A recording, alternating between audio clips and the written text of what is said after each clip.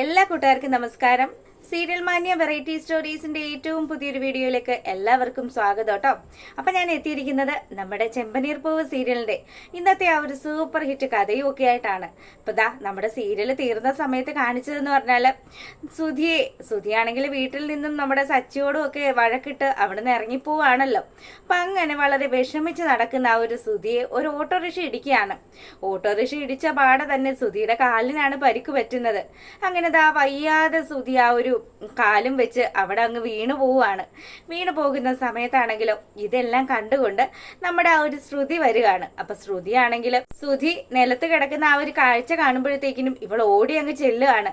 ചെല്ലുന്ന പാടെ തന്നെ ആ ഒരു ഓട്ടോക്കാരനും അതുപോലെ കുറച്ച് ചെറുപ്പക്കാരും ഒക്കെ അവിടെ കൂടുകയാണ്. അവരെല്ലാരും കൂടി സുധിയെ അങ്ങ് എഴുന്നേൽപ്പിക്കാൻ ശ്രമിക്കുന്ന സമയത്താണെങ്കിലോ സുധിയുടെ കാലിന് അത്യാവശ്യം നല്ല രീതിയിൽ പരിക്ക് പറ്റിയിട്ടുണ്ട്. അതുകൊണ്ട് തന്നെ ചോര പൊടിയാണ്. ചോര കാണുമ്പോഴത്തേക്കിനും ആണെങ്കിലോ സുധിക്ക് തലകറക്കം ഉണ്ടാകുകയാണ്. അങ്ങനെ ഉള്ള ബോധവും കൂടി പോയി അവിടെ കിടക്കുന്ന ആ ഒരു സമയത്താണെങ്കിൽ ഓട്ടോക്കാരൻ പതി അവിടുന്ന് മുങ്ങാൻ തുടങ്ങുകയാണ്. അപ്പൊ ശ്രുതി പറയുന്നുണ്ട്, ചേട്ടന്റെ വണ്ടിയല്ലേ ഈ ചേട്ടനെ ഇടിച്ചത്, അപ്പൊ അതുകൊണ്ട് നിങ്ങളാണ് ഇയാളെ ആശുപത്രി കൊണ്ടുപോകേണ്ടത്. ഇങ്ങനെ ഒരു പരിക്ക് പറ്റി ഇയാളെ വഴിയിൽ ഉപേക്ഷിച്ച് പോയി കഴിഞ്ഞാൽ അത് ശരിയാവില്ലെന്ന് പറയുമ്പം ഓട്ടോക്കാരൻ പറയുന്നുണ്ട്, എന്റെ പൊന്നു മോളെ നീ കണ്ടതായിരിക്കുമല്ലോ, ഇവൻ ലെക്കും ലഗാനും ഇല്ലാതെയാണ് നടന്നു വന്നത്. അവൻ തന്നെയാണ് എന്റെ വണ്ടിയുടെ മുന്നിലേക്ക് ചാടിയത്. അതുകൊണ്ട് ഇനി ഞാൻ ഇവനെ ഹോസ്പിറ്റലിൽ കൊണ്ടുപോകാനൊന്നുമില്ല, നമ്മളെ വിട്ടേരെന്നും പറഞ്ഞ് പുള്ളിക്കാരൻ പോകാൻ തുടങ്ങുകയാണ്.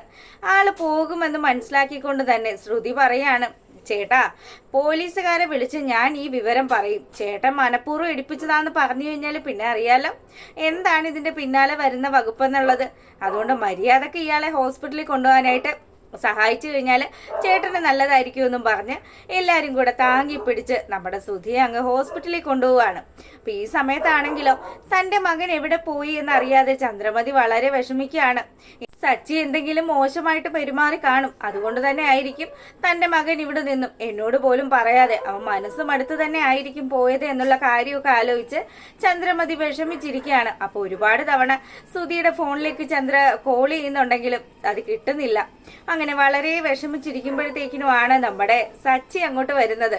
സച്ചി വരുന്ന പാടെ എന്ന് പറഞ്ഞാല് സുധിയെ കാണാനില്ല എന്നുള്ള ചന്ദ്രമതിയുടെ ഈ പദം പറച്ചിൽ കേട്ടുകൊണ്ടാണ് വരുന്നത്. അപ്പോഴത്തേക്കിനോ നമ്മുടെ സച്ചിയാണെങ്കിലോ അവൻ ഇവിടുന്ന് നാട് വിട്ട് വീണ്ടും പോയോ? അമ്മ വിചാരിക്കുന്നത് പോലെയൊന്നും അല്ല, ടീച്ചർ അമ്മയെ പറ്റിച്ചുകൊണ്ടാണ് ആ ഒരു മകൻ ഇത്രയും അധികം സമ്പാദിച്ചത്. എനിക്ക് നല്ല സംശയമുണ്ട് അച്ഛാ, അമ്മയും അതുപോലെ തന്നെ സുധീന്ദ്രനും കൂടിയുള്ളൊരു തട്ടിപ്പാണോ ഇത് എന്നുള്ള കാര്യം. സത്യം പറ ടീച്ചർ അമ്മയ്ക്ക് എത്ര തന്നു എന്ന് ചോദിക്കുകയാണ്. ചങ്ക് കത്തി നിൽക്കുന്ന അവസ്ഥയിലാണ് ഞാൻ ഉള്ളത്. നിനക്ക് ഈ സമയത്ത് തന്നെ വേണോ അല്ലേ എന്നെ കളിയാക്കാനായിട്ട്? നീ ഒറ്റൊരുത്തൻ കാരണമാണ് എന്റെ മകൻ ഇവിടെ നിന്ന് ഇറങ്ങിപ്പോയത് എന്നുള്ള കാര്യമൊക്കെ പറഞ്ഞ് ചന്ദ്രമതി കരയാൻ തുടങ്ങുമ്പോഴത്തേക്കിനും രവി പറയുന്നുണ്ട്, സച്ചി എന്ത് ചെയ്തെന്നാണ് നീ പറയുന്നത്? എന്നെ പറ്റിച്ച്, അവൻ കെട്ടാനിരുന്ന പെണ്ണിനെയും പറ്റിച്ച്, എന്നിട്ടിപ്പോ നിന്നെയും പറ്റിച്ച് ഇവിടുന്ന് ഇറങ്ങി എങ്ങോട്ടോ പോയി. നിന്റെ മോനെ വേണമെങ്കിൽ നീ തന്നെ വിളിച്ച് കണ്ടുപിടിക്ക്. നീ തന്നെ ആണല്ലോ അവനെ കണ്ടെത്തി ഇങ്ങോട്ട് തിരികെ കൊണ്ടുവന്നത്. അപ്പൊ ഇതൊക്കെ കേൾക്കുമ്പോഴും ചന്ദ്രമതി ആണെങ്കിൽ കരച്ചില് തന്നെയാണ്. അപ്പം രവീന്ദ്രനാണെങ്കിലും പിന്നെ ഒന്നും പറയുന്നില്ല, പറഞ്ഞിട്ട് പ്രത്യേകിച്ച് കാര്യങ്ങളൊന്നും ഇല്ലല്ലോ. അങ്ങനെ അവിടെ നിൽക്കുന്ന ആ ചന്ദ്രമതിക്ക് കുടിക്കാനായിട്ട് ഒരു കപ്പ് പാലും ഒക്കെ ആയിട്ട് നമ്മുടെ രേവതി അങ്ങോട്ട് വരുന്നത്. രേവതി ആണെങ്കിൽ അമ്മയ്ക്ക് എല്ലാ ദിവസവും പതിവുള്ളതാണല്ലോ, അതുകൊണ്ട് പാല് ഞാൻ കൊണ്ടുവന്നിട്ടുണ്ട്, ഇത് കുടിക്കെന്നും പറഞ്ഞ് കൊടുക്കുമ്പം നിന്നോട് ഞാനിപ്പോ ആവശ്യപ്പെട്ടോ എനിക്കിപ്പോ പാല് വേണോന്ന്? ഒരു കാര്യം ഞാൻ പറഞ്ഞേക്കാം, ഇവിടെ ചങ്ക് നീറി നിൽക്കുകയാണ് ഞാൻ. അതിനിടയ്ക്കാണോ നീ ഇങ്ങനെയൊക്കെ ഒരു പാലും അതും ഇതും ഒക്കെ ആയിട്ട് വരുന്നത്? മര്യാദക്ക് ഇവിടുന്ന് പോയിക്കോളാൻ പറയാണ്. അപ്പൊ രേവതി പറയുന്നുണ്ട്, അമ്മ എന്തിനമ്മ എന്നോട് ദേഷ്യപ്പെടുന്നത്? എന്താ സംഭവിച്ചതെന്ന് ചോദിക്കുകയാണ്. അപ്പൊ വിവരങ്ങളൊന്നും നീ അറിഞ്ഞില്ല അല്ലേ? നിന്റെയും നിന്റെ ഭർത്താവിന്റെയും ഗുണം കൊണ്ട്, അത് നീ ഇവിടെ കാലുകുത്തിയതിന്റെ ആ ഒരു ഗുണം കൊണ്ട് തന്നെ എന്റെ മകൻ ഇവിടെ നിന്ന് ഇറങ്ങിപ്പോവേണ്ട അവസ്ഥ വന്നു. ഞാൻ ഒരു വിധമാണ് എന്റെ കുഞ്ഞിനെ തിരികെ വീട്ടിലെത്തിച്ചത്. അതമ്മ പറയൊന്നും വേണ്ട കേട്ടോ. അമ്മയുടെ മോൻ ഈ വീട്ടിൽ കയറിയിട്ടുണ്ടെങ്കിൽ അതിന് 50 ലക്ഷം രൂപ എനിക്ക് തരണമെന്ന് ഞാനൊരു സമ്മതം പറഞ്ഞിട്ടുണ്ട്. ആ ഒരു വാക്ക് അവൻ പാലിച്ചില്ലെങ്കിൽ അറിയാം, അതുവരെ അവൻ ഇവിടെ കടക്കാരൻ തന്നെ ആയിരിക്കും. അല്ലാതെ പൂർണ്ണ അധികാരത്തോടു കൂടി സ്തുതിക്ക് ഈ വീട്ടിൽ വിലസണമെങ്കിൽ അവൻ എന്റെ കയ്യിൽ ആ 50 ലക്ഷം രൂപ തിരികെ തരണമെന്നുള്ള കാര്യം സച്ചി അവിടെ വെച്ച് കട്ടായം പറയുകയാണ്. സച്ചിക്ക് സുധിയോടുള്ള ദേഷ്യമൊക്കെ ചന്ദ്രമതിക്ക് നല്ലതുപോലെ തന്നെ അറിയാലോ. അതുകൊണ്ട് തന്നെ ചന്ദ്രമതി ആണെങ്കിൽ എങ്ങനെയെങ്കിലും എൻ്റെ മോനെ കണ്ടുപിടിക്കണം, എനിക്ക് അതിനുള്ള മാർഗമാണ് നോക്കേണ്ടതെന്ന് പറയുമ്പോഴത്തേക്കിനും നമ്മുടെ രേവതി ഇങ്ങനെ നിൽക്കുന്നത് കാണുമ്പോൾ ചന്ദ്ര പിന്നെ രേവതിയുടെ വെക്കിട്ടായി. അപ്പം രേവതിയുടെ മുഖത്തേക്ക് നോക്കിയിട്ട് ചന്ദ്ര പറയുന്നുണ്ട്, ഇവൾ ഒറ്റൊരുത്തി, ഇവൾ ഈ കുടുംബത്തേക്ക് എന്ന് വലതുകാല് വെച്ച് കയറി വന്നോ അതിനുശേഷമാണ് താൻ ഇത്രയധികം ബുദ്ധിമുട്ട് അനുഭവിക്കുന്നത്. കണ്ടില്ലേ എൻ്റെ മകൻ എങ്ങനെ ജീവിച്ച വീടായത്, ഇത് മുഴുവനും നശിപ്പിച്ചത് ഇവൾ ഒറ്റൊരുത്തിയാണെന്നും പറഞ്ഞ് നമ്മുടെ രേവതിയെ ഇങ്ങനെ പഴിക്കുകയാണ്. അപ്പൊ രേവതി ആണെങ്കിലും ആ ഒരു ഗ്ലാസ്സും ഒക്കെ ആയിട്ട് അവിടെ തന്നെ ഇങ്ങനെ നിൽക്കുകയാണ്. അപ്പൊ രവി പറയുന്നുണ്ട്, നീ എന്തിനാണ് അവളുടെ നേരെ ചെല്ലുന്നത്? കണ്ടില്ലേ, അവൾ എനിക്ക് പാലും കൊണ്ട് വന്നിരിക്കുന്നു, എൻ്റെ മകൻ ഒരു ഇച്ചിരി ചായ ചോദിച്ചിട്ട് കൊടുക്കാത്തവളാണ്, അവളിതാ ഇപ്പൊ എന്നെ ഊട്ടാൻ വേണ്ടി നടക്കുന്നു, കൊണ്ടുപോടി നിന്റെ പാലും ഗ്ലാസ്സും ഒന്നും പറഞ്ഞ് ചന്ദ്രമതി കല്ലുതുള്ളി ആ ഒരു ഗ്ലാസ് അങ്ങ് തട്ടി തെറിപ്പിക്കുകയാണ്. അവിടെ മുഴുവനും പാലങ്ങ് വീണു. അത് കഴിഞ്ഞപ്പോഴത്തേക്കിനും നമ്മുടെ രവിക്ക് ദേഷ്യം വന്നു കേട്ടോ. എന്താ ചന്ദ്ര നീ കാണിക്കുന്നത്, നിന്റെ തോന്നിവാസം കാണിക്കാനുള്ള സ്ഥലമാണോ ഇതെന്നൊക്കെ പറഞ്ഞ് രവിയാണെങ്കിൽ ഇതാ ചന്ദ്രയുടെ നേരെ ദേഷ്യപ്പെടുകയാണ്.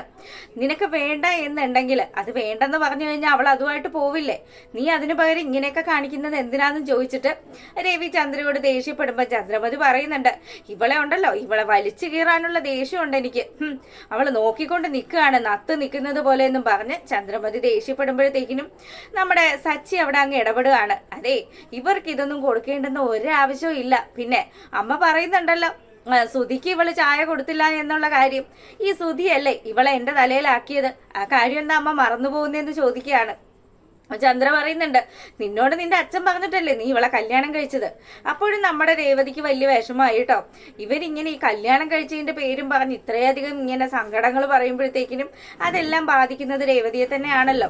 അതുകൊണ്ട് അവൾ വളരെ സങ്കടത്തിൽ ഇങ്ങനെ നിൽക്കുമ്പോഴത്തേക്കിനും സുധി പറയാണ്, ഇനി ഇവിടെ നീ അധിക നേരം നിൽക്കണ്ട, ഈ ഗ്ലാസ്സും ഒക്കെ എടുത്തോണ്ട് പെട്ടെന്ന് പോയിക്കോന്ന് പറയാണ്. അങ്ങനെ അവൾ അവിടുന്ന് പോവുകയാണ്. അപ്പൊ ആ ഒരു സമയത്താണെങ്കിലോ നമ്മളെ കാണിക്കുന്നത് ഹോസ്പിറ്റലിലാണ്. നമ്മുടെ സുധിക്ക് ബോധമൊക്കെ തെളിഞ്ഞു. ശ്രുതി ബോധം തെളിഞ്ഞു നോക്കുന്ന ആ ഒരു സമയത്ത് കാണുന്നത് ആരെയാണെന്നോ, ശ്രുതിയെയാണ്. അപ്പം ഈ ശ്രുതിയും കൂടി ഇടക്ക് മാറിപ്പോകാനുള്ള സാധ്യതയുണ്ട്. അപ്പൊ അതുകൊണ്ട് പ്രേക്ഷകരെ, പ്രിയപ്പെട്ടവരെ ക്ഷമിക്കണം കേട്ടോ. അങ്ങനെ ശ്രുതിയുടെ ഈ ഒരു ഫേസ് കണ്ടതും ശ്രുതീന്ദ്രൻ ചോദിക്കുകയാണ്, അല്ല താൻ അവിടെ ആ ഒരു ഓഫീസിലുണ്ടായിരുന്നതല്ലേ? ആ ഓഫീസിലുണ്ടായിരുന്ന ആള് തന്നെയാണ് ഞാൻ, ഒരു പ്രൊഫഷണൽ തെറാപ്പിസ്റ്റ് ആണ്. പിന്നെ എനിക്ക് അത്യാവശ്യം ബ്യൂട്ടീഷ്യൻ കാര്യങ്ങളും ഒക്കെ അറിയാം. ആ മേഡം എന്നെ എപ്പോഴും വിളിക്കുന്നതാണ്, എൻ്റെ നല്ലൊരു ക്ലയന്റ് ആണ് അവരെന്നുള്ള കാര്യമൊക്കെ ശ്രുതി ഇങ്ങനെ പറയാണ്. അപ്പൊ ഇവള് ഈ കാര്യങ്ങളൊക്കെ പറയുമ്പോഴത്തേക്കിനും അവര് അന്ന് ആ കാണിച്ച പരിപാടി എന്ന് പറഞ്ഞാൽ എനിക്കത് തീരെ ഇഷ്ടപ്പെട്ടില്ല, ഞാൻ അതുകൊണ്ട് തന്നെയാണ് ആ ഒരു ജോലി വേണ്ടാന്ന് വെച്ചത് എന്നുള്ള കാര്യം പറയാണ്. അപ്പൊ ഇതൊക്കെ കേൾക്കുമ്പോഴത്തേക്കിനും, അല്ല നിങ്ങളുടെ വീട് എവിടെയാണ്, നിങ്ങൾക്ക് സ്വന്തക്കാരായിട്ടൊന്നും ആരും ഇല്ലേ? ഇപ്പം സ്വന്തവും ബന്ധവും ഒന്നും ഇല്ലാത്തൊരവസ്ഥയിലാണ് ഞാൻ ഉള്ളത്. പണം ഉള്ളപ്പോഴേ ആൾക്കാരെയൊക്കെ എല്ലാവർക്കും ആവശ്യം ഉണ്ടാവുള്ളൂ, അല്ലാത്തപ്പം എല്ലാവരും വെറും പിണം മാത്രമാണ് എന്നുള്ള കാര്യമൊക്കെ ശ്രുതി ഇങ്ങനെ ശ്രുതിയോട് പറയുമ്പോഴത്തേക്കിനും ഇവളുടെ അവസ്ഥകൾ പറയാണ്. ആ പറഞ്ഞ പോയിന്റ് കറക്റ്റാണ്. ദേ നിങ്ങളെ പോലെ തന്നെ എനിക്കിപ്പോ പണയില്ലെന്നൊന്നും ഞാൻ പറയുന്നില്ല, പക്ഷെ എനിക്കും സമ്പത്തൊക്കെ ഉണ്ടായിരുന്ന സമയം ഉണ്ടായിരുന്നു. ആ ഒരു സമയത്താണെങ്കിൽ എനിക്ക് പിന്നാലെയും ഒരുപാട് ആൾക്കാരുണ്ടായിരുന്നു. പക്ഷെ ഇപ്പോഴോ ഞാനാണെങ്കിൽ ഇതാ ജീവിതം കൂട്ടിമുട്ടിക്കാനുള്ള നെട്ടോട്ടത്തിൽ ഓടുകയാണ്. അപ്പൊ രണ്ടുപേരും ഒരേ വൈബുള്ള ആൾക്കാരാണ് എന്നുള്ളത് ഇവർക്ക് പരസ്പരം മനസ്സിലാകുകയാണ്. അപ്പോഴത്തേക്കിനും, അല്ല ഇപ്പൊ എങ്ങനെയാണ്, എനിക്കിപ്പോ ഇവിടുന്ന് പോകാമോ എന്ന് ചോദിക്കുമ്പോഴത്തേക്കിനും, അതെ നിങ്ങളുടെ വീട്ടിലുള്ള ആരുടെയും നമ്പർ തന്നു കഴിഞ്ഞാൽ ഞാൻ അവരെ വിളിച്ച് വിവരം പറയാം. പിന്നെ ഇവിടെ കിടക്കണമെങ്കിൽ അറിയാലോ, ഇതൊരു പ്രൈവറ്റ് ഹോസ്പിറ്റലാണ്, അത്യാവശ്യം ബില്ലും കാര്യങ്ങളും ഒക്കെ വരും. അത് മാത്രമല്ല തൻ്റെ കാലിന് ചെറിയൊരു പരിക്കൊക്കെ ഉണ്ട്, ചെറിയൊരു സർജറി വേണ്ടി വരുമെന്ന ഡോക്ടർ പറഞ്ഞതെന്ന് പറയാണ്.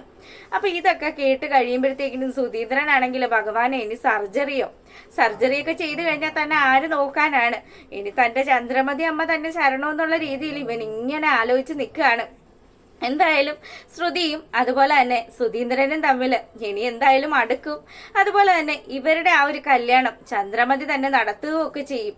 അത്തരത്തിലുള്ളൊരു സൂപ്പർ ഹിറ്റ് വിശേഷമൊക്കെയാണ് ഇനി കാണാനായിട്ടുള്ളത്. അപ്പം എല്ലാവർക്കും നല്ലൊരു ദിവസമൊക്കെ ആശംസിച്ചുകൊണ്ട് വീഡിയോ വൈൻഡപ്പ് ചെയ്യുന്നു. താങ്ക്